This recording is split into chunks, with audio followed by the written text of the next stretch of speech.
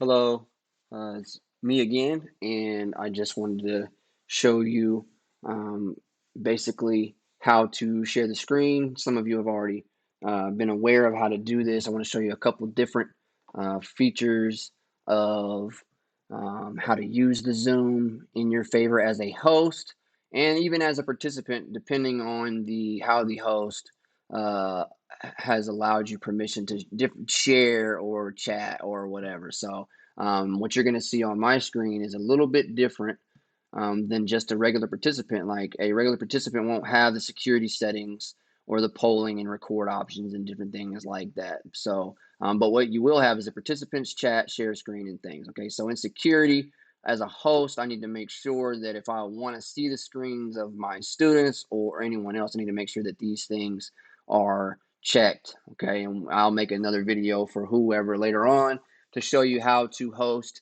the most secure Zoom meetings to ensure you're not being hacked and some tips about that.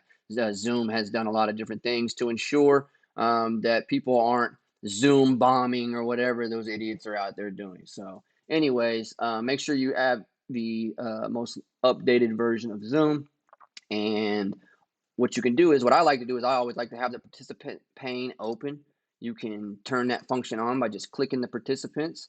You can also turn on the chat window by just clicking on that, and you'll see that the chat window is here, and now the participants window is right here. This allows you a list of all the people who is in that right now, and you can use chat to do a few different things. You can just say hello to everyone, or you can decide that you want it to go to a specific person that's in the chat.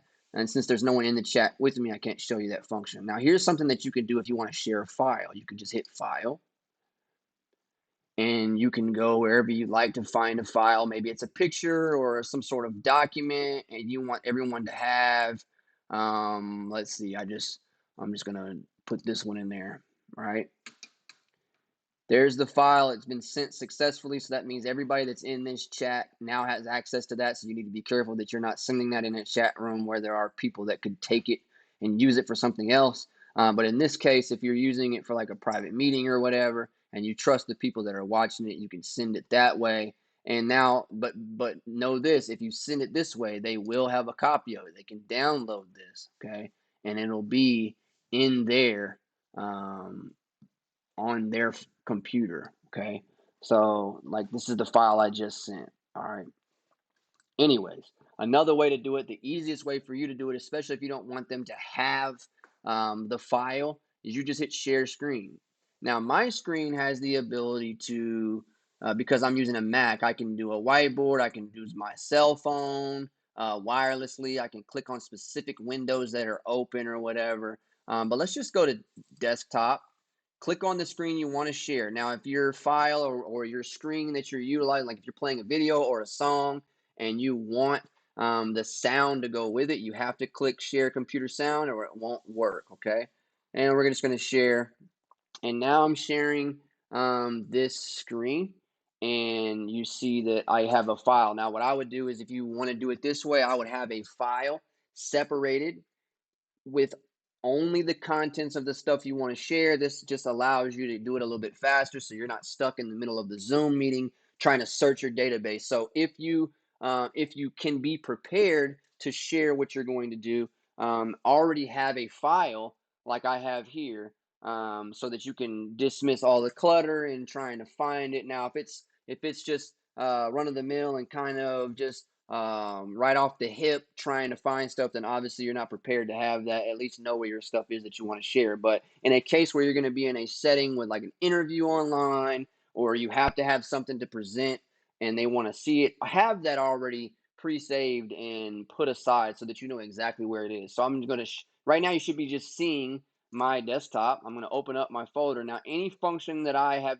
in the window that I have chosen to share, they will be able to see it. So ensure that you don't have any images there that you don't want them to see, or confidential material that you don't want them to see. Make sure that you don't have that on display because we can see this whole window right now.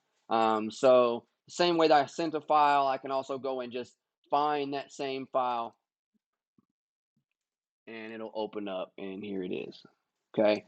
That's just a shameless plug for the Great 580 on Facebook. Hope you go follow us. But anyway, that's one way you can share your screen, and then all you have to do to stop your sharing is literally just hit stop share at the top of the screen, and it'll come back to your normal screen. Different things that you can do. Okay. Obviously, you can turn your video on here or off. You can mute yourself. You can select which device you want to use to record your sound, and which device you want to use to receive the input from your other participants, as well as you can do the same thing for your camera. If you've got more than one camera, you can select it. Just a bunch of different cool stuff. Obviously, you have more functions as the host, but you can at least share the screen. Now, if for any reason you get in a meeting and you're not allowed to share your screen, that's because your host has this unchecked. If they allow you to do it, they on their end, the host must go in and check that. Okay. That's pretty much it. Let me know if you have any questions. Yeah. See ya.